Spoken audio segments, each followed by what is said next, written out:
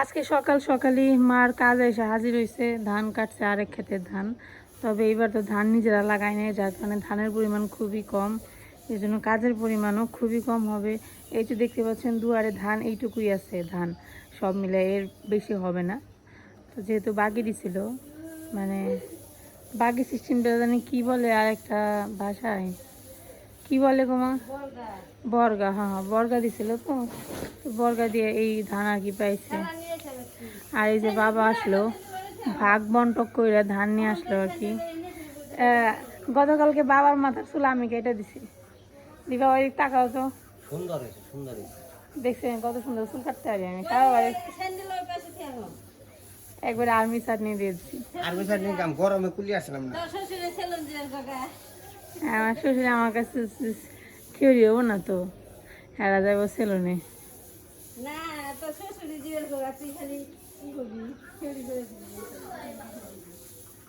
ওই যে তোমার হাঁস হয়ে পড়ছে, ধান খাওয়ার জন্য হাঁস পাগল হয়ে যায় ধান দেখলে পরে। ধান যখন মানে ধান যখন মানুষ নেয় বা ধানের কাজ যখন করে না তখন দেখতে ভালো লাগে, যারা করে না তার অবস্থা খারাপ হয়ে যায়। ভিডিও দেখতে ভালোই লাগে আর দাঁড়িয়ে দাঁড়িয়ে দেখতে ভালোই লাগে, তাই না বাবা? এই যে খাওয়া ধরবো দিয়ে দিয়ে আনি থাকবো গো ধান।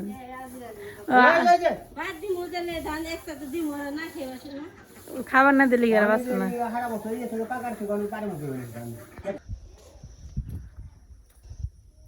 আজকের আবহাওয়াটা খুব ভালো, কারণ হচ্ছে সকাল থেকে সুন্দর বাতাস ছাড়ছে। এমনিতে তো প্রতিদিনই সকালবেলা শুরু হয় অনেক রোদ আর গরমে। দেখেন হাঁস, এরা টাইম টু টাইম জলে আসে, সবসময় আসে না। যখন আসে তখন সুন্দর করে স্নান করব, একটু ঘাস খাইবো, তারপর আবার বাড়িতে যাবো। আবার ডিগবাজি বাড়তেছে, হাঁসে স্নানও করে কি সুন্দর করে, ডিগবাজি বেড়ে বেড়ে স্নান করে আনছে। তারপরে কে কাম শেষ দেও ডুবের তামসা, ডুব পাড়ার তামসা দেও। আরেকটা তো ডুব দিয়ে কনে গেছে, ওই দেও কনে উঠছে দেও। দেও কেমন করে ডুব পারে, ওই যে উঠছে উঠছে কো উঠছে, ওই যে এমরে হ্যাঁ উঠছে। যে ডুব দেয় হ্যাঁ তো উঠে না, দূরে যায় ডুব দেয় উঠে। আমরা অন্য নামি ডুব পারি গে। এই যে এটা হয়েছে বাবার ক্ষেত, কাটা হয়েছে গতকালকে রাতের বেলা। তো রাত হয়েছিল দেখে ধান নেওয়া হয় নাই, এখন সকালবেলা ধান নিল। হ্যাঁ ধান বলুন না, ধান হ্যাঁ বাগি না। এবার এখন বাজে হচ্ছে 11:30। আজকে হঠাৎ করে কি সকালবেলা হচ্ছে মার হচ্ছে ওই যে ধান আনছে, মেশিন দিয়ে ধান কাটা হয়েছে, তো তার জন্য আর কি সকালবেলা অনেক ব্যস্ত ছিল। তারপর অনিমার আবার সাত দেওয়ার কথা ভাবতেছে অনেক দিন ধরে। ওই কয়েকদিন আগে আবার ওর মাসি মিশু আসছিল, মামা আসছিল, ওনারা দিছে। তো আজকে মা বললো যদি আজকে আমি দিয়ে দিই শেষ করে ফেলেন, হলে আবার কবে ওর অনিমার হাসপাতালে ডেট পড়ে যায় তার খবর নেই। তো এখানে বাজার করাই ছিল, মাছ মুরগি আনা ছিল। তো মা দুধ নিয়ে আসলো বক্তব্য বাড়ির থেকে। স্বাদে যা যা আর কি আমরা যা পারি আর কি এইটুকুই করবো আর কি। সবাই তো একরকম ভাবে করে না, হ্যাঁ যার যেরকম সামর্থ্য সে সেই অনুযায়ী করবো। তো মাছ আর মুরগি ভিজানো হইলো, দেখি এখন আস্তে ধীরে জোগাড় টোগাড় করে রান্না বান্না হবে এই আর কি। আসলে কি বলেন তো, অনিমা তো স্বাদ খাইতে খেতে ওর কাছে পান্তা ভাত মনে হয় যে প্রতিদিনই স্বাদ খায়, এরকম হয়ে গেছে। একদিন ওর মা দেয়, একদিন মাসি দেয়, মামা দেয়, একদিন আমরা দিমু, একদিন ওর বড় মা দেয়, মানে সব মিলে দেখা যায় যে স্বাদ হয়ে গেছে মনে হয় যে রেগুলার প্রায়। দুধ কতটুকু আনছো? ও তাহলে সবজি কেটে দেও, ডাটা এনে দেও, সরসরি খাবেন নাকি কচু, তারপরে ডুগা মুগা কাটি তাহলে আর কি।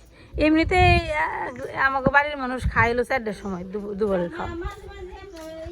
হ্যাঁ সকালবেলা আবার যদি মার ধান না থাকতো, মানে ধান কেটে আনছে যে যদি না থাকতো তাহলে আবার হইতো, তাহলে মনে করেন যে একটু সকালবেলা থেকে প্রিপারেশন নিলে একটু সুবিধা হইতো। সকালবেলা ধান ছিল, আবার বললো আজকে যদি না দেয় আবার কবে দিমু, আবার আমি কালকে যাবো গা বাসায়, 7:30 স্কুল খুলে যাইব। আজকে হচ্ছে বৃহস্পতিবার, শুক্রবারে যাবো গা, রবিবার স্কুল খুলবো। বাবা গেছিল বাজার করতে যায়নি অবশ্য, বাবা গেছিল সরিষার তেল ভাঙাইতে। বাবা মনে হয় এসে কয়টা দিবে না, ওই যে কুমড়ে ঢুকা দিবে না কয়েকটা।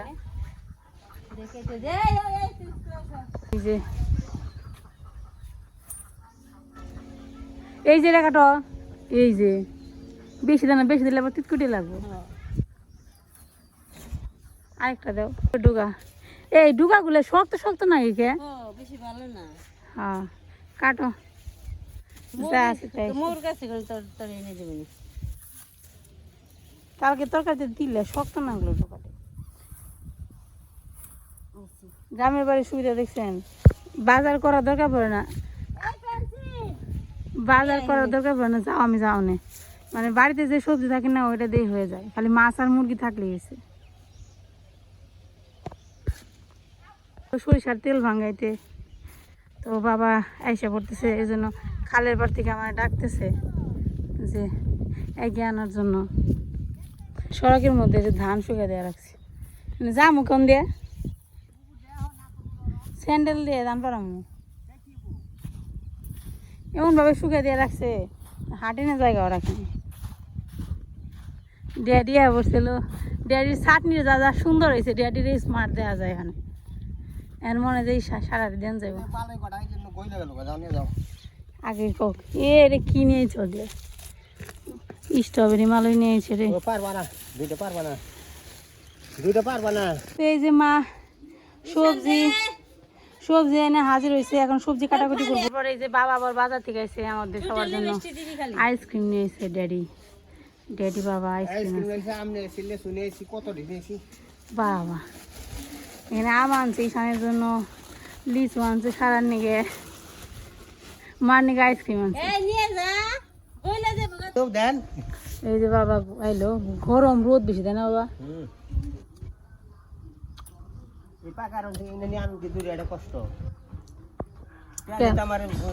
রান্না বান্না শুরু হয়ে গেছে, মাংস, মাছের চচ্চড়ি, মসুর ডাল, পায়েস।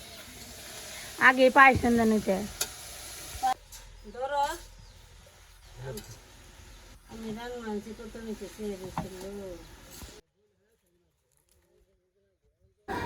এখন হচ্ছে একটু শাক তুলতে আসছি, তো মা বলল যে অল্প একটু শাক তুলে নেওয়ার জন্য। আমাদের বাড়ির সামনে হচ্ছে শাক, রাস্তার পাশে হয়ে আছে, এইগুলোকে আমরা বলি হেঞ্চি শাক। এই শাকগুলো খেতে এত মজা, আপনারা যারা খাইছেন তারা তো জানেন, যারা না খাইছেন তারা অবশ্য বুঝবেন না। ঢাকায় কিনতে পাওয়া যায়, তবে সেগুলো দেখতে অন্যরকম। এইটা যেটা না, এইটা খাইতে অনেক বেশি ভাল লাগে। এবং তার সাথে হচ্ছে আমি আরেকটা জাতের তুলবো, 2 রকমের হয়। এই জাতের হেঞ্চি শাকের হচ্ছে মাথার মধ্যে ফুল হয় খুব তাড়াতাড়ি, কিন্তু আরেকটা হেঞ্চি শাক আছে যেটাতে ফুল আসতে অনেকটা সময় লাগে, কিন্তু এই শাকটা বেশি ভালো লাগে খেতে। তো এখন হচ্ছে দুপুরবেলা, আজকে এই পরিমাণ রোদ উঠছে, আমার আসলে এত বেশি মানে রোদের মধ্যে শাক তুলতেই হচ্ছিল, মানে খারাপ লাগছিল, কিন্তু তারপরেও তুললাম, ভাবলাম দেখি পারি কিনা, আর অভ্যাস করার দরকার আছে। আসলে ব্যাপারটা হয়েছে কি যে আজকে সার দেওয়ার ব্যাপারটা হচ্ছে আমরা আগের দিনে ঠিক করে রাখছিলাম, কিন্তু আজকে সকালবেলা হঠাৎ করে বাবার হচ্ছে ধানের জমিটা আর কি মেশিন এসে পড়ছে, কাটছে। তো হঠাৎ করে সকালবেলা ধান আনতে হয়েছে, তার জন্য সকালবেলা ওইভাবে রান্নার প্রিপারেশন নেওয়া হয়নি। তো হঠাৎ করে কোনো কিছু করতে গেলে একটু বেশি কষ্ট হয়। যদি সকালবেলা বা তার আগের দিন বিকেলবেলা শাকটা তুলে রাখতাম তাহলে এতটা কষ্ট হতো না। মানে কষ্ট বলতে কি, দুপুরবেলা তুলতে হতো না, কারণ দুপুরবেলা শাক তুলতে গেলে একটু বেশি কষ্ট হয়, রোদের তাপ বেশি থাকে এর জন্য। গরমে বাসি না, আমি তো শাক তুলছি গরমের মধ্যে, তোর ক্যামেরা তোলার কাছে দায়িত্ব কষ্ট নাকি? একটু ধরে যা, 3 ঘন্টা থাকতে থাকতে 10।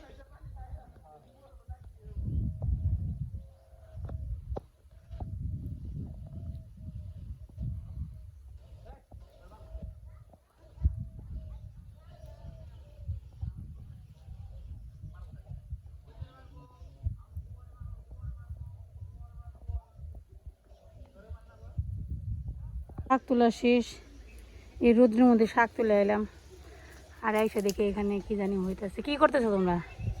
আম খাবি? ইস কি সুখী রে, রাস্তার মধ্যে বহে বহে বাতাসে আম খাইবো। এটার নাম কি রে? এই যে মা এখানে মাংস মশলা দিয়ে মাছ খেয়ে বসে দিছে। তো শাকটা আমি ধুয়ে আনি, শাক তুলে আসলাম এই মাত্র।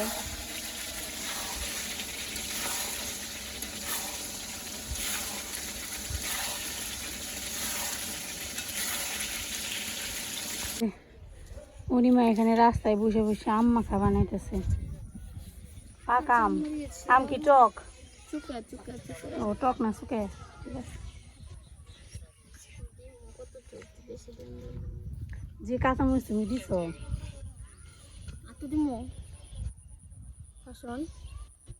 মাইকে দেখা হয়েছে।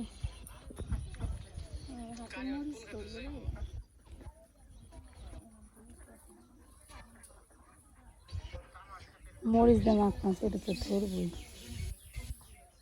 জামুরে ভালো এসে গাছে এবার আমাকে হাত দিয়ে হাত দিয়ে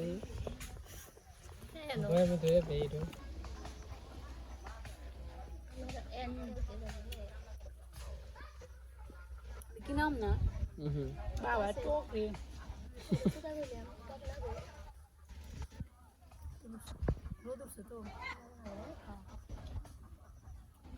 ওই চাবি দোকান নাম না হাত দেয় না থাকবো না। খাইতে থাক না, চোখে আম বেশি খাওয়া যায় না তো। এখানে ডাক দিচ্ছি বাকি ভাবে কইছেন কো ডাক দে বাটি বুঝতে সেটা ঈশান রে, রাম রায় বাকি ভাবনা ঈশান হাত খেবে নি গ্যাস মানুষ এ পড়ছে আর কেউ আয় না বই হাই রে হাই তুমি খাওছ না গে বাড়ি হাইস্টি করুম না এত কেউ নিজে নিজে ভাই ঈশানে বোনা পোলাবান একটা বেবো না পোলাবান খাই থেকে ধরন পাইছে।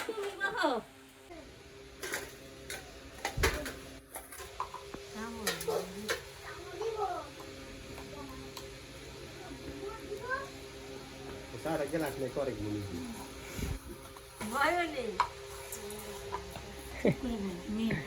ওয়াইনে মন ঠিক পানছে না।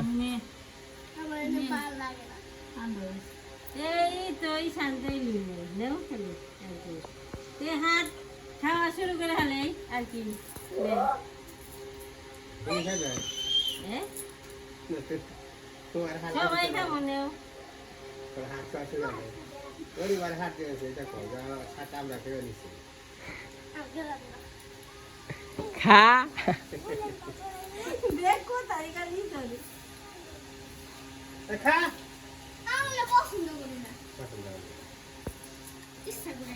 কেমন দাঁড়ে তো বড় বড় কি জানি চলা খান না আমং না পোলাও পোলাও সেলা সাল আসল না দে পোলাও চাল দে তো হয় কেমন দাঁড়ে ছেড়ে দেখে আর পুরান মাছ বিজয় নাই মিটা হয়েছে এই তো স্বাদের জন্য পায়েস রান্না করা হয়েছে। তো আমাদের গ্রামে বলতে কি মানে মা আর আমার বড় মা যেটা বলে যে ওনারা নাকি এইভাবে স্বাদ খাইছে, মানে স্বাদ দেওয়ার সময় যে যাকে স্বাদ দেওয়া হয় সে খায় না, আশেপাশের যারা থাকে সবাই আর কি মিলেমিশে খায় আর কি। প্রথমে হচ্ছে সে খায় মানে যাকে স্বাদ দেওয়া হয়, তারপর দেখা যায় যে প্লেটে অনেকগুলো পায়েস থাকে, সেটা তো আর সে নিজে একা খাইতে পারে না, তখন আশেপাশে সবাই মিলে ভাগ করে খায়, এরকম একটা ব্যাপার আর কি।